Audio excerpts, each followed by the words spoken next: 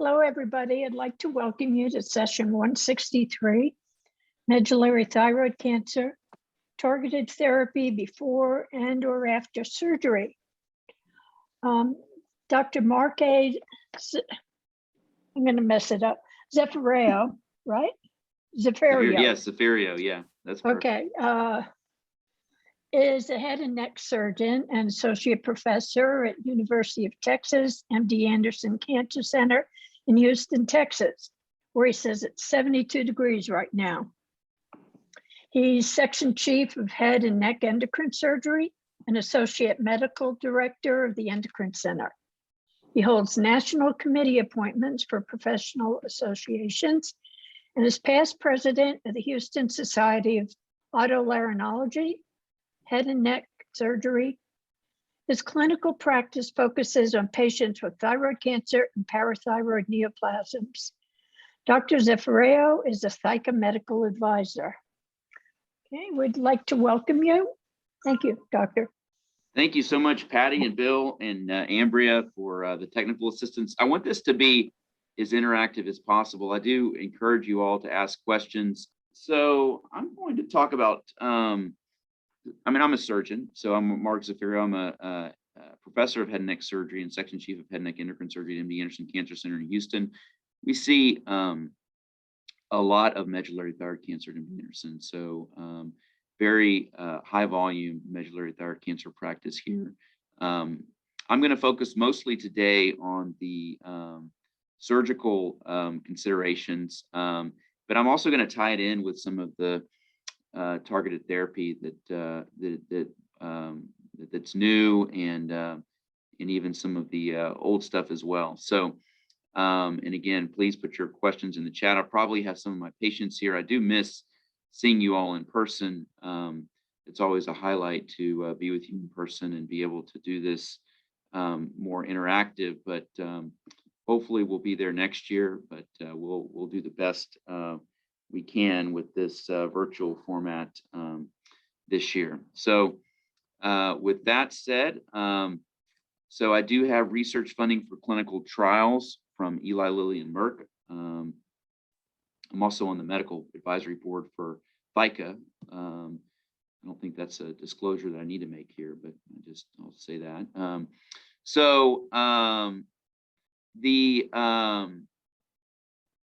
Surgery. So let's talk about, medullary thyroid cancer and surgery. So most of you are aware that the standard treatment for medullary thyroid cancer is to remove the entire thyroid gland plus the lymph nodes around the thyroid, called the central compartment lymph nodes.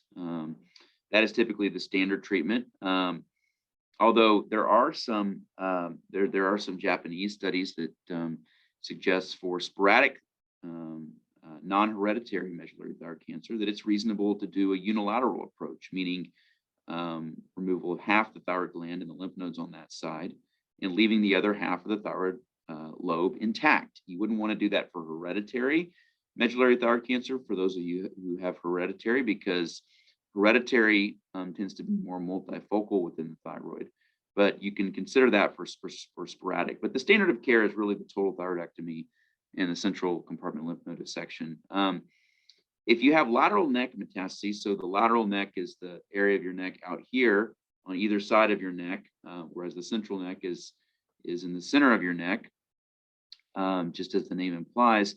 If you have lymph node disease in the lateral neck, we typically do a compartmental resection of the levels 2, 3, 4, and 5. 5B, that is, of the lateral neck. And so if you look at the screen here, this is the central compartment here. And let me see if I can get my cursor over here. I'm trying to move this view around, but here's the central compartment here. And then if we go to the lateral compartment of the neck, which is right here, and so it's levels 2, 3, 4, and 5B, these compartments of the neck here. So and there's a pretty standard way of doing that lateral neck dissection, removing those compartments. You typically don't need to do more than that. There are patients who have unusual, more significant neck metastases where you may need to do a formal level 5 dissection with skeletonization of the spinal accessory nerve. Some of you may have had that, but probably not too many of you. So I see one question and answer. How successful, Warren Baxter asks, how successful are surgical outcomes after having radiation due to ATC? Does that mean anaplastic thyroid cancer? So Warren, you may have to clarify that, what ATC stands for. This is a medullary thyroid cancer talk, but you may be asking a question about anaplastic thyroid cancer. Anyway, maybe I'll give you time to clarify that in the chat, and then you can, I can answer that later. And to see hi from one of my patients here, also in the chat. Hello to you as well. So let me, when we talk about elective lateral neck dissection for thyroid cancer, most of you in here probably have medullary thyroid cancer, but there may be some of you who have papillary thyroid cancer. So PTC stands for papillary thyroid cancer. We don't tend to do elective dissections of the lateral neck for papillary cancer because the rate of lymph node metastasis in papillary thyroid cancer is fairly low. The rate of lateral neck metastasis in medullary thyroid cancer is a little bit higher. And so there's some question about whether or not to do elective dissections of the lateral neck. And if I were in person, I would ask a show of hands for how many of you have had a lateral neck dissection. So you could probably show that just by raising your hand here, but I see a couple people raising their hand, actually quite a few. And of those who had a lateral neck dissection, it looks like about 10 of you in there. How many of you had that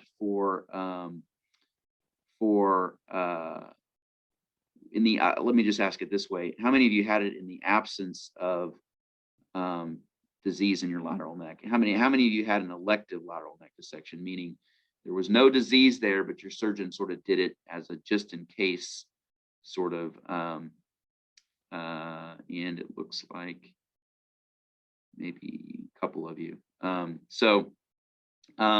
Yeah, I don't typically do that. I don't typically do elective lateral neck surgery. I typically only do it in the presence of known disease in the lateral neck, and we'll talk about that, why that is. So, but if you look at the guidelines, there's some controversy about that in both the American and the British Thyroid Association guidelines. Some studies have suggested that you can base the lateral neck dissection decision on the calcitonin level rather than just on the imaging alone. Meaning, even if you have negative imaging, but if your calcitonin is a certain level, greater than 20 or greater than 200, you do an ipsilateral or a bilateral elective neck dissection. So that's what is something that is mentioned, at least under consideration for the American Thyroid Association guidelines. So, and that's largely based on data that once you start to see the calcitonin over 20, you start to see disease, some disease in the lateral neck, although it's still a low percentage. And then over 200, you start to see some level of disease in the contralateral lateral neck. So that's why that 200 cutoff is used. How many of you, I can ask this question, how many of you, it's like there's about 57 of us now, how many of you had a calcitonin over 200 when you started everything? At least, so yeah, it looks like about 20 of you. So quite a few. It looks like 19 actually. 19 patients, 20 had calcitonin over 200. So if you were going by these guidelines, there's suggestion that you could have a bilateral elective lateral neck dissection with the calcitonin over 220, whether or not you had disease or not that was apparent in your lateral neck. And it's because some surgeons, feel like that, there's a risk of it, and so you should do it. So then once you get to a calcitonin around 500 to 1,000 is when you start to see the distant metastases show up. And so that's reflected in this red box here on this in this chart. That's where you start to see the distant metastases, and then the percentage that you see distant metastases goes up from there. So we actually did a study a couple of years ago where we looked at this exact question. We did high definition ultrasound on patients whose lateral neck compartments, on lateral neck compartments for medullary thyroid cancer, and we found that of those who, let me just say, of those who had a negative high definition ultrasound of the lateral neck, and most patients actually have a CT neck as well, so both. We found similar results between those whose lateral necks were observed, meaning did not have the dissection, versus those who had that elective dissection. So, meaning similar biochemical cure, disease control, and distant metastasis survival. So that's why we really don't we don't do it electively. Memorial Sloan Kettering has subsequently, after we published this data, they also published some similar data. So, and we know that you can have complications from major thyroid surgery with bilateral neck dissection. And this was a Canadian center, and they were taught this was sort of publishing their rates of complication. How many of you have had some degree of complication or sequelae of your surgery? It's not always a complication. Sometimes it's just sequelae, depending on the extent of disease. So let me just ask that in the chat. How many of you guys have had significant sequelae or complications after your surgery? Let's get a show of hands. Let me see. How do I? Trying to see the chat here where I can see. So 14 of you. Yeah, so a lot. So yeah, in this study that was done, sequelae, Wendy H asks, that means like consequences of surgery. So negative consequences in a significant way. I mean, everybody obviously has a little something, but I'm talking about long-term negative consequences is what the question I was asking. So, this study, this Canadian study, showed that when you do a bilateral lateral neck dissection, there's actually significant complications and sequelae, meaning negative sequelae, negative things that can happen in association with that surgery. These are all some of the things that these patients experienced, and so that's why we don't do this electively. I always have a few slides about postoperative radiation for medullary thyroid cancer. How many of you got radiation to your neck? I'm going to actually, let me just pull up the participants again. So it looks like 1, 2, 3, 4, 5, 6, 7, 8, 9, 10. So there's like 11 of you that ended up getting radiation to your neck. And some of you may have gotten it recently, some of it a long time ago. It used to be much more common that radiation therapy was recommended for the neck. We don't really, I would say we hardly ever recommend that anymore in 2021. This was a study that was published like 15 years ago, which is very old data at this point, that was looking at radiation therapy for medullary thyroid cancer. And this was at this time, it was more common to do it. This is a quote from that time and about the indications for it, and they were quite broad at that time. But things have changed a lot in the last 15 years, and there's been several new FDA approved drugs that the vandetanib and the cabozantinib. Many of you are probably on these drugs. I'll ask that question later. And so, and there's been a general shift away from radiation therapy to the neck. And it's because most of the time we can control the disease with surgery. And when we can't control with surgery, we often are using systemic therapy anyway. And so we try to avoid the radiation for multiple reasons. It has significant side effects. Those of you who've had radiation to your neck probably understand that there's some side effects to it. Also, it precludes the opportunity for future surgery. So so once you have radiation to your neck, it's hard to do future surgery. And it can also complicate your decisions for targeted therapy down the road. And so there's a number of reasons why we don't really do it too much anymore. But that's why I say in this slide, there's a really general trend away from it, except in older patients with disease, which is invasive of the esophagus or the laryngotracheal complex. And even those patients, I would say, we typically are shying away from radiation. We're opting for treating those patients with surgery alone and or targeted therapy. So these are, I'm going to skip over these two slides. So how many of you, so this is data that's looking at cabozantinib. So cabozantinib was FDA approved. So I talked a little bit about surgery. I wanted to talk a little bit about that, and I'm happy to answer questions about surgery. So anonymous attendee says, is it okay to watch and wait in case of lymph node recurrence, or is it better to reoperate as soon as possible? So anonymous attendee, that really depends on the circumstances of where that lymph node recurrence is, and what treatment you've had previously, and what other disease you have in your body, and whether or not you're getting any other treatment. So, if you're getting targeted therapy, I mean, there's a number of things that you look at. You want to look at, how easy is that surgery, and has this area been previously dissected? So is this a recurrence in a previously dissected field, and where is it located? What's the consequences of removing that disease? Most of the time with most medullary thyroid cancer, it's not particularly fast growing. Like, there's some exceptions to that.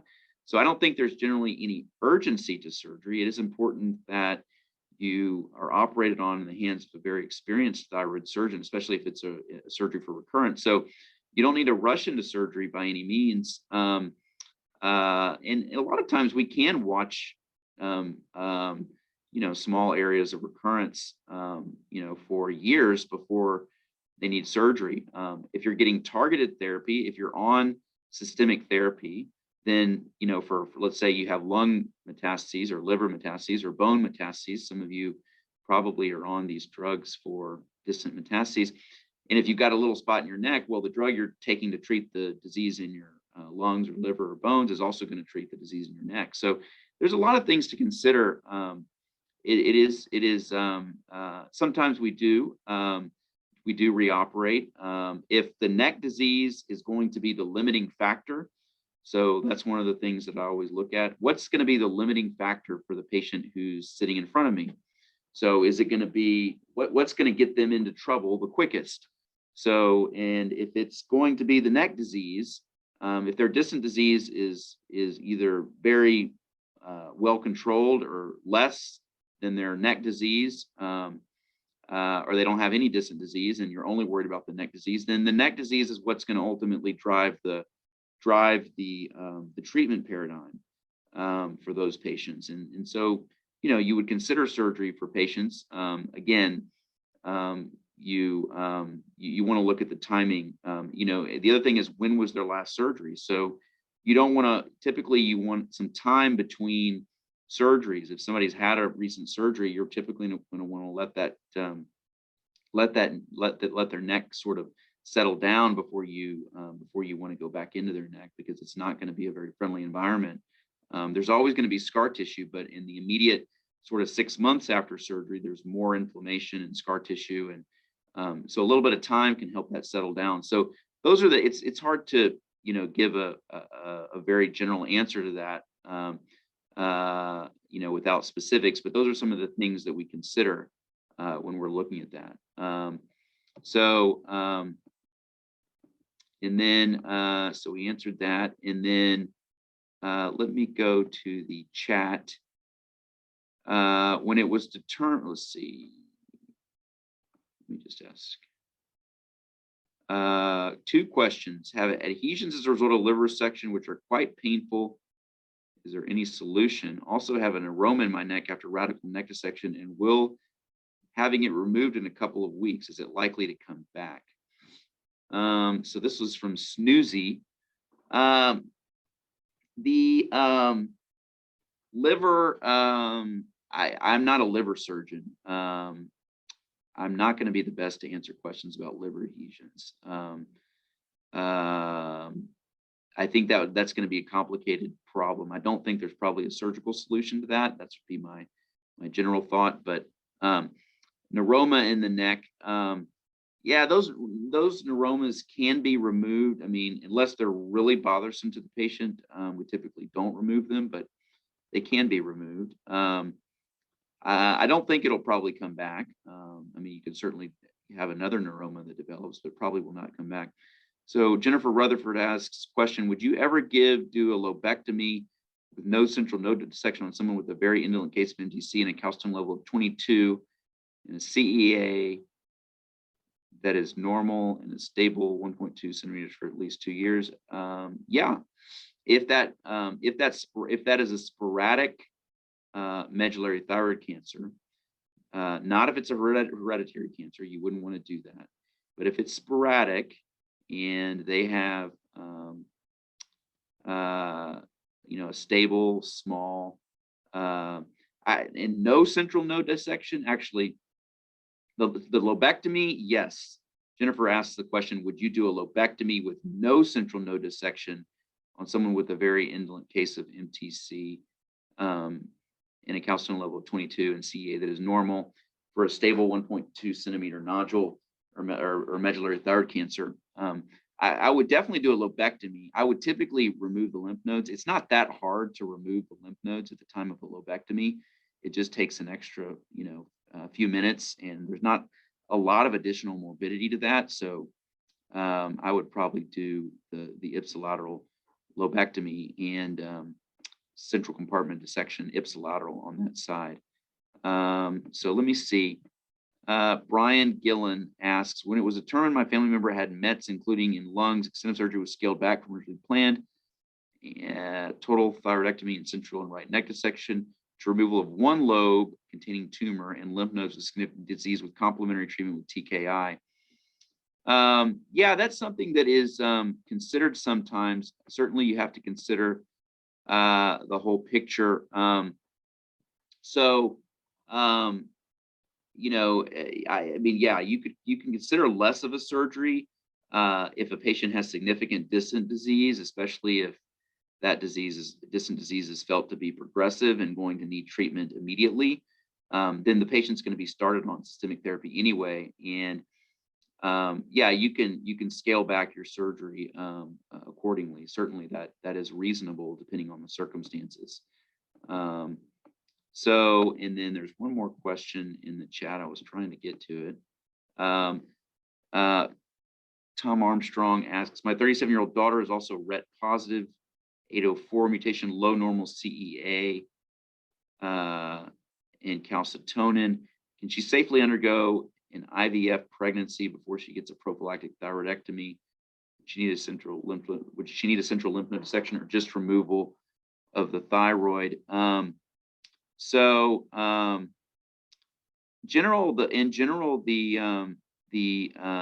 If she has had stable disease in her thyroid for several years, and if that calcitonin and CEA level are very low and normal, she could definitely undergo the pregnancy before having the thyroidectomy. I think that would be a very reasonable decision. She could also undergo the thyroidectomy and then do the IVF. I'm assuming that she wouldn't want to do that because she's 37 and the clock is ticking and she wants to do that. So I think if it were my patient, I definitely would consider, I would think it would be okay for a patient like that with the low normal C and stable CEA and calcitonin to delay the thyroidectomy for some time. I think there's little harm in that. So anyway, and then we have a comment to continue the presentation and answer questions later. So I will do that now. So we'll come back, enter any more questions in the chat, and I'll answer them at the end. So now we were starting to talk about systemic therapy. So this was the original study that was published with cabozantinib that led to the FDA approval. This was the first FDA approval for, or actually vandetanib was first and then cabozantinib, but they were 2011, 2012. And so you see the cabozantinib is in red compared to placebo. There's a significant improvement in the survival of the patients who are on cabozantinib here. The interesting thing about cabozantinib is that, and those of you who are on cabozantinib can attest to this. You know, it's got some side effects associated with it. In fact, in the trial, 79% of patients had dose reduction. So 4 out of 5 patients had to reduce the dose because they were having some side effects that were unfavorable. And 16%, so 1 out of 6, had to stop the drug altogether.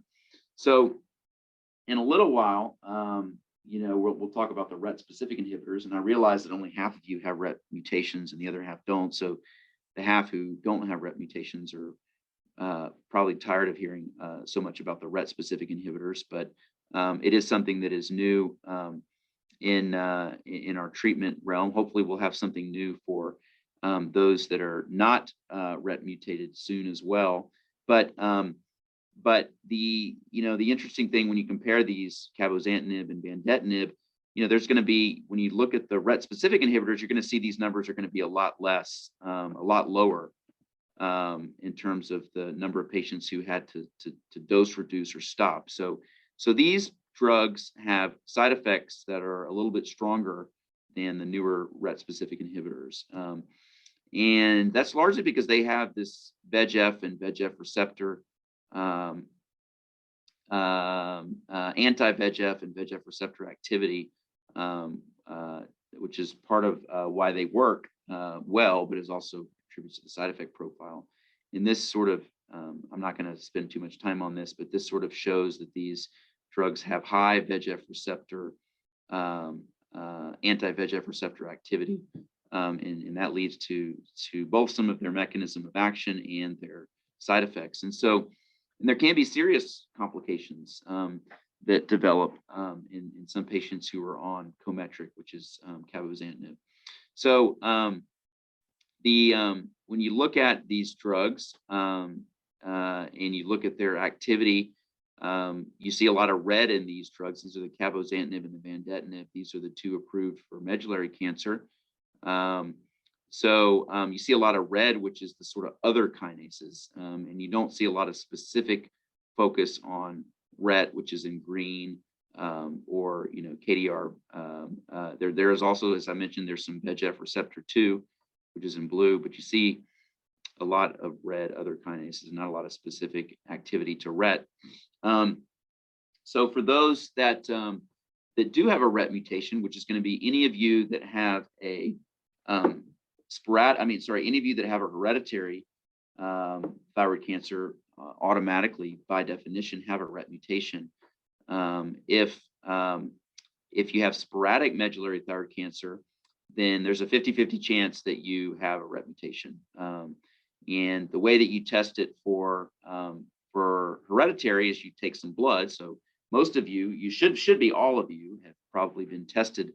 Your blood's been tested for a RET mutation, because that's how you determine if you have hereditary medullary thyroid cancer and if you need to have your relatives also tested. But even if that's negative, you can test the tumor. And half of patients, even if their blood is negative for the RET, meaning they don't have a hereditary type of RET induced medullary thyroid cancer, they have a sporadic type of RET-induced medullary thyroid cancer, meaning that their parents and their brothers and sisters and their children aren't going to have it, but they still have the RET mutation in their tumor. So, so there are 2 new clinical trials, and this is going to be discussed, I think, tomorrow as well. So I'm not going to spend a whole lot of time on it, but that for selpercatinib and pralsetinib,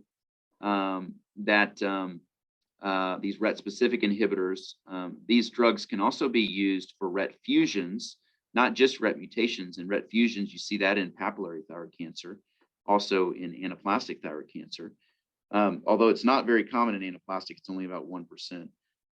And it's about less than 10% in papillary thyroid cancer. You typically see it more common in kids who have papillary thyroid cancer. So, and they work against the vast majority of RET, different types of RET mutations, including the 804 acquired gatekeeper mutation. And their toxicity is probably less because they have less off-target effects. They're more focused on the RET. You see from this diagram here, they have less of that red. Remember that red we saw on the previous slide? That so it's a little bit of a more specific, cleaner drug in that sense. And the green represents the RET, and the red represents sort of everything else. And it's more focused in its target, and so it can the side effects are a little bit less. And so the responses, I think the number to remember is about 70% objective response for patients who are on selpercatinib. 70% response, which is pretty good. The side effects are typically hypertension, elevated liver enzymes, and diarrhea, which is more, the diarrhea is more related to the medullary cancer itself, not the drug. But and you see only 30% of patients had to dose reduce due to treatment-related adverse events. And that was, remember, it was 80% when we looked at cabozantinib. And only 2% had to stop the drug. And that was like 16% when we looked at the cabozantinib data. So these drugs seem to be better tolerated. Even amongst patients who have had previous cabozantinib and mandatinib, patients have a pretty significant response, 60% response. And this is among a large group of patients who had already had cabozantinib and mandatinib. So even in that case, they tend to respond. And 74% for patients who had not had previously been treated with cabozantinib or mandatinib. So good responses either way, whether patients have been treated with previously or not. So that was for that was actually for pralsetinib, which is the other RET-specific inhibitor. And then these are also well tolerated. Similar low number of patients have to dose reduce or discontinue the drug.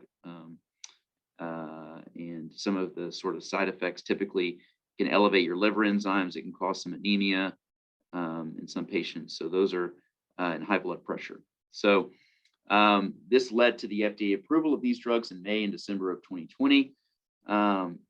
There are already some drugs that are being studied. TPX-0046 is one of them for patients who develop resistance to the RET-specific inhibitors. That number of patients who are developing resistance is small, but also these drugs have only been around for a few years, and you would expect as time goes by, you may see over the, somebody who's on it for 5 or 10 or 15 years, there could be some resistance that develops, and as there often is with various cancer drugs. And so we're already looking at the second generation RET-specific inhibitors to see if we can use those to overcome resistance. So let me just see where we got here. So we have actually, I don't know if any of my patients who are on this trial or on this call, probably not, but we've recently been using these drugs not only to treat distant disease, but also for patients who present with local regionally advanced disease. So many of you may have presented with local regionally advanced disease, meaning bulky disease, invasive disease in your neck. And we're using these drugs, remember we talked about on the previous slides, you get like a 60% response. And so that can also help the surgery. And so we're using these drugs up front prior to surgery in patients who present with more advanced neck disease. We've treated 5 patients off trial, and now this should be 8 patients enrolled in a clinical trial with RET-specific inhibitors. We are the lead site for that trial, and it's a national trial. It's going to be opening at least 4 other centers in the US and probably a couple of international trials. International sites. So this, we've had some good success with this in terms of the patients that we've treated, seeing meaningful change in the surgery that we can do, meaning, hopefully avoiding negative sequelae and complications of the surgery by shrinking the tumor before the surgery. So, and you guys are patients, you're not expected to be radiologists and to read this, but when I show these slides, I give presentations kind of across the country to doctors as well, and I show them these slides about what happens before and after the drug to the disease in the neck. And these are in sensitive locations in the neck, and there's like a picture of the tumor here, and there's an arrow on it, and then it gets, there's about a 40% reduction here in the size of these tumors in very sensitive locations close to the recurrent laryngeal nerves in the neck. So that's where we get some benefit. You see, this is a patient who was started on selpercatinib. You see the calcitonin plummets when patients are started on selpercatinib. You see the calcitonin drop from 1366 to 28 in this patient over the course of a couple of months. And the CEA dropped from 313 to 76. So you typically see those dramatic drops. These are the drops in CEA and calcitonin you see with RET-specific inhibitors, and you can see the drop in the calcitonin is typically greater than 80% drop. So you do see big drops in calcitonin. I'm going to skip over. One of the things that we deal with in our trial is that this is a curve of the patient's calcitonin, and this is a patient who we treated with neoadjuvant selpercatinib. The calcitonin plummeted when they went on the drug. Then we were able to do surgery and drop it down even lower. Again, the surgery is aided by the shrinkage that we can get with this drug. But then if we don't put the patient back on it over the months and years, that calcitonin is going to start to go back up to some degree. So this patient will ultimately probably have to start this drug again at some point. We did publish this, this method, neoadjuvant selpercatinib for advanced medullary thyroid cancer and head and neck last year. And we do have the largest experienced patients in the country now with local regionally advanced disease and sort of using this approach. So this is the clinical trial, which I'm the principal investigator. Again, we're going to have it across 4 other sites in the US. We're open now in MD Anderson, currently enrolled. This is a map of, this is MD Anderson down here in Houston, but we're also going to be opening this at UCSF, Michigan, and Johns Hopkins, maybe a site in Canada, and maybe a site in the UK. So in terms of neoadjuvant therapy, we think the RET-specific inhibitors have an efficacy and a side effect profile that align well with this approach of neoadjuvant means systemic therapy before surgery. And we have some retrospective data to suggest that, and also we're studying this in an ongoing clinical trial right now. We do offer that to any patient with medullary thyroid cancer. We do have, as part of the clinical trial, we do reimburse for a couple of the couple of the travel costs for the clinic visits here, too, a couple of the visits. So that's also helps as well. So some of the take-home points for surgery for medullary thyroid cancer in the modern era. We don't do elective lateral neck surgery for ultrasound negative lateral necks. Much more narrow role for local regional radiation to the neck. We're not really doing that anymore. Very, very, very rarely. There's now 4 FDA approved effective systemic therapies: cabozantinib, venetoclax, selpercatinib, and pralsetinib. Selpercatinib and pralsetinib are quickly becoming first line for patients who have RET-specific tumors. Cabozantinib and venetoclax are still first line for patients who do not have RET mutations. And then we're studying this neoadjuvant therapy approach as well. So that is it. I am happy to answer any and all questions. We have about 19 minutes to answer questions. Yeah, so Morgan Matizzi, probably didn't pronounce that, and you guys aren't able to chime in to correct me. So apologies for that. Can you stop the TKI once the surgery is done? Absolutely, you can. Definitely. And we do that all the time. Sometimes we just use it to shrink the disease and make the surgery easier. Also, if you have distant metastasis, it also helps with that. But if you don't have significant distant disease where you need to go right back on it, you can be off of it after the surgery. So it's just it's a temporary course, typically somewhere in the neighborhood of 4 to 6 months of treatment before the surgery. So that, and then the question, let me go from the chat to the question and answer.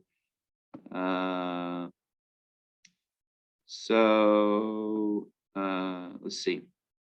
George Levanti, a few years ago, you discussed the drop in CEA after surgery as a better prognostic indicator than a drop in calcitonin. If I remember right at the time, the article may have been under peer review. Can you discuss drop in CEA or calcitonin as an indicator of recurrence? Yeah, we still, I should say that data is going to be published in the coming months, at least I hope, Mr. Levanti. So yeah, thanks for the nudge to publish that data. We do need to publish it. So yeah, so the data that I showed, basically that what it is, it's that you see, it's often the percentage change in the calcitonin or the CEA after surgery that we saw was the biggest prognostic factor. If you have a 99% change in your calcitonin CEA, meaning a 99% drop, versus a 50% drop, we saw major differences in prognosis for those patients. We did see a little bit, it did predict it a little bit better, although it's, it's in the, it's not significantly more, but the CEA, the percentage change in CEA was a little bit better predictive than the percentage change in calcitonin. So I think that does give you a general, if you take your calcitonin before surgery and you compare it to your calcitonin after surgery, typically at about 3 months after surgery, and then you do a percentage drop in that. And for the purposes of the paper, I think we broke it down into 99% drop versus 95 versus less than that. And I can't remember the exact numbers offhand, but we use specific cutoffs for 99%, 95%, and then less than 95% drop. And we did see some prognostic significance to that. So yeah, I think, you can also use the calcitonin doubling time is probably the most classic approach for using the calcitonin or the CEA to define prognosis, is at what rate is it doubling, but you don't always have that information right away. That information comes over time as you're followed. But the percentage change is something that gives you an immediate sort of feedback, right at the time of your surgery. And so that's why we like that. So RJ Miller, you mentioned that these targeted TKIs could work for 5 to 10 to 15 years. What factors would determine these expected results? So it's a good question. And it's very good question. We don't know because we haven't used these drugs for that long. Like, nobody's been on the RET specific inhibitor for 10 years. So there's no way that we have zero data to know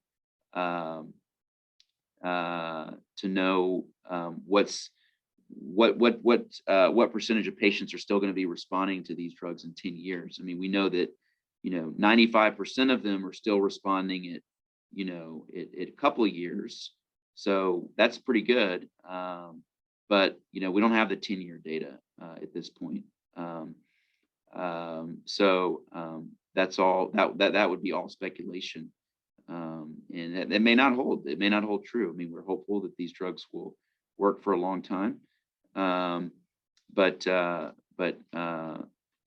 that's it is not a guarantee. Kelly Pratt asks, with the trial of neoadjuvant treatment with selpercatinib, are you seeing that all patients are needing to continue the selpercatinib post-surgery? So basically needing systemic treatment earlier than before and ultimately longer.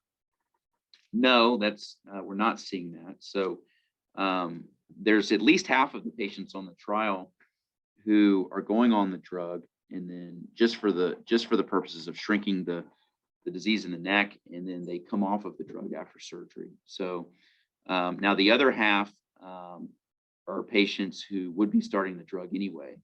So they would be starting it for their distant disease anyway. So it's not actually lengthening it. I mean, if you you could imagine, let's say you didn't put that patient on a trial. What would you do with the patient?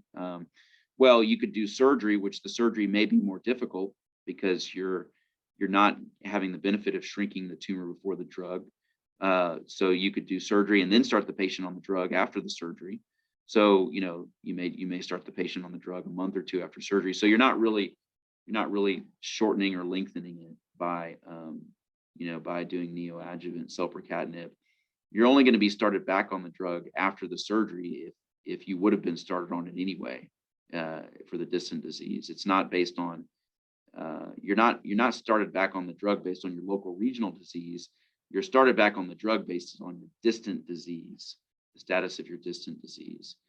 What do you recommend for sporadic MTC cases where Loxo in blue are not effective? I mean, so that let me see something. Let's go here. What do you recommend for sporadic MTC cases where Loxo and blue are not effective? So I mean, obviously I would recommend cabozantinib and vandetanib. I mean, vandetanib is a little bit easier tolerated. Cabozantinib may be a little bit bigger gun, maybe a little bit more effective. It's hard to know. It depends on the person, but cabozantinib may be a little bit harder on some patients. So, one of those two drugs would be the best that we have right now. And those drugs can also be used in association with surgery. It's just that they haven't traditionally been as much because the responses are not quite as significant as what we see with selpercatinib. So, the degree of the response also has made it very attractive for shrinking these tumors before surgery. And then also the side effect profile of the drugs, there's a little bit more concern about, complications and things in association with surgery. So that's why they haven't been used as much in association with in a neoadjuvant approach. Somebody asks a very interesting question. If neck EBRT hasn't been used at MD Anderson since 15 years ago, why isn't that reflected in the ATA guidelines? So it's not that it has not been used at all for medullary thyroid cancer in the last 15 years, but we're about to publish a paper on this subject. It was presented as a poster presentation at the American Thyroid Association meeting a few weeks ago, and the numbers are dramatically dropping. So that like where it used to be, maybe 10% of patients, now it's like 2% of patients. So 1%. It's a very, very low number, and I think it will be reflected in the guidelines whenever I'll be on the committee that looks at the new guidelines whenever they're done. And I do think that will be better reflected in the guidelines than it is now. I think that is only a matter of time. Warren Baxter, I'm going to get to your question shortly. But I'm going to answer these couple more questions about medullary cancer first. What are your thoughts? This is anonymous again. What are your thoughts on rising CEA and calcitonin levels over 200 in CEA and over 3,000 calcitonin with no increase in visible disease? There are a few lesions under 1 centimeter, but nothing increases in size on the CT scans, despite the increase in blood markers, no evidence of disease in the liver. Well, that's really good. So I don't think you need to be treated. I think you just follow that calcitonin CEA. It's kind of in some ways, it's a frustrating thought because, like, you may want to try to lower those numbers, but we wouldn't recommend treating that at this point. Just keep kicking that treatment down the road. I mean, if at some point your calcitonin starts rising very rapidly or more rapidly and or your CEA, then it's typically going to coincide with structural disease in your neck or your chest or your lungs or your liver that you're going to see. And so we typically have traditionally reserved treatment for progression of structural disease and not just based on a number in terms of CEA or calcitonin. Now, there's going to be a clinical trial that's going to be a little bit controversial, but it's going to be looking at this is a multi-center clinical trial that probably won't be open for a year or so, but it's going to be looking at using RET-specific inhibitors for rising calcitonins in CEA, where there's a fast doubling time as opposed to just based on the structural progression of disease. And so that's something that I think will be looked at some point. But it's not clear that, even when you have a quicker doubling time, it's still not clear that that's gonna that you need to go on the drugs. Although there's some people who would argue that if you've got a rapid doubling time, it may be time to start thinking about it. But Wendy H, after breaking through sulfatinib, what's your recommended next step? Is it safe to increase the dose above 160? Is pralsetinib worth trying either alone or in combination with sulfatinib? I haven't seen anything about using those drugs together, nor have I really seen any evidence that that pralsetinib will work after sulfatinib if sulfatinib's not working or vice versa. I have not seen that. Increasing the dose above 160 milligrams, I would ask Ramona to do that question. I think she's giving a talk maybe Sunday. It's typically a 160 BID dose, but I don't know. I don't think that we're increasing that dose above 160, but at least not regularly. But I would ask her that question. Are we seeing sulfatinib used earlier over surgeries other than the neck? Are we seeing sulfatinib used earlier over surgeries other than the neck, whereas previous TKIs were saved until no surgeries available, e.g. mets to mediastinum only? So we don't do a lot of surgeries outside of the neck for medullary thyroid cancer. I mean, occasionally we do. I mean, a few of you may have had, a liver surgery or a lung wedge resection surgery. A few of you may have even had a bone surgery. A lot of you probably have had radiation to your spine or something like that, which is common. But it's not all that common to do surgery outside of the neck. We do it sometimes. It depends on the situation. It's got to be, you've got to have sort of a single area that you're really trying to target, and everything else looks pretty good or stable. Because if you think about it, surgery is a very focal treatment. And if you've got multiple areas that are growing, surgery is not going to be the best way to attack that, because it's going to be hard to get ahead of it when you're dealing with disease that's sort of in beyond the neck area. So let me, Warren Baxter asks a quick question. I'll quickly get back to MTC, but I have anaplastic thyroid cancer. My question refers to surgery after radiation. Are you still a good candidate for surgery? And then it says, I am, and then it goes off. So, if you've had radiation therapy, it's in the neck, it's hard to do surgery, no matter what the pathology is. I mean, rarely I've done it before. So it's not completely out of the question, but it is very challenging. And the extent of the surgery changes, the complications and the morbidity of the surgery changes, and the ability to do that surgery. So it becomes a much more difficult proposition to do surgery after radiation to the neck. It's not impossible. It depends on the circumstances, but it's challenging. So then if I go to the chat in the last couple minutes, I got a 5-minute check. Let's see. Any other promising studies for those without RET? Coming from Mr. Hubbard. I wish that I could say yes.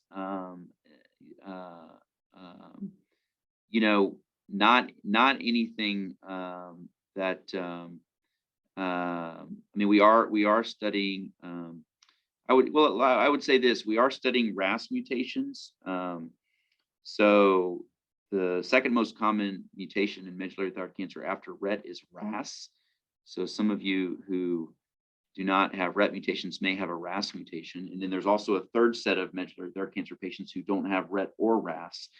But there are some drugs being studied in phase 1 for RAS mutations. So those are in the very early phase 1 experimental stages, but there are some drugs for RAS mutated for RAS mutated cancers, which medullary thyroid cancer would fall into that.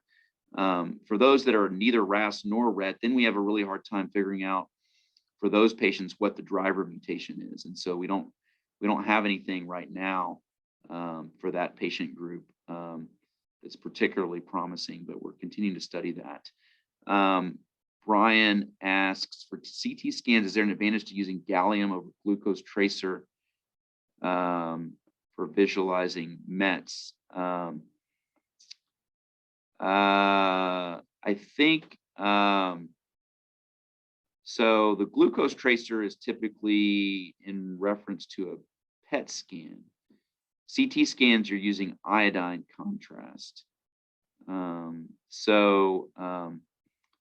not completely clear. You may ask that question again in a little bit different way, but not clear what's being asked. But for CT scans, we use iodine contrast. For PET scans, you typically use glucose, but there's dopamine as well, PETs that are being done. What role can MRI play in visualizing extent of disease? Brian asked that question. So we typically just use MRI to study the spine. And then if you ever had advanced disease and we needed to study the brain, we'd get an MRI of your brain. But typically, that's rare. We don't typically need to do an MRI of your brain, but we would get an MRI of the spine. The best way to study the spine is typically with an MRI. So that's where we use the MRI mostly. For everything else, we typically use CT scan, CT neck, chest, abdomen, pelvis. And then 37-year-old RET positive, low normal calcitonin, CEA for prophylactic thyroidectomy. Do you need central compartment lymph node dissection or just thyroidectomy? As mentioned, I think, Tom, I tried to answer this question before, but I would typically do the central compartment dissection, at least on the ipsilateral side.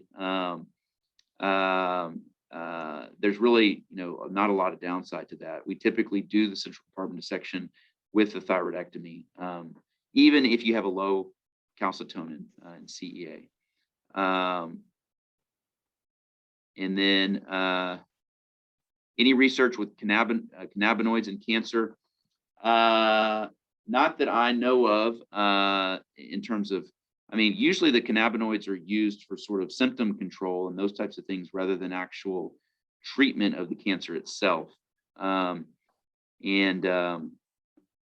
then I was on selpercatinib for 3 months prior to surgery at Johns Hopkins, went back a few weeks after surgery. Tumors almost disappeared in the neck prior to surgery, liver, back, and groin disease back, having some side effects now after 4 months back on, but hopeful will not need to stop. Yeah, so looks like you had Sue had an experience with selpercatinib and then surgery, and then significant response, and then looks like she went back on the drug after the surgery. So I don't, and then now she's having some side effects. So yeah, there even though these drugs are typically very well tolerated. There are some potential side effects. So I'm getting the axe from Patty Woodbury. Sorry. She's saying this is a wrap. So I think you guys Yeah. feel free to reach out to me if you need anything. My email is mzafereo@mdanderson.org, or come see us anytime. We're always available. Thank you. Okay. Well, we'd like to thank Dr. Zafereo.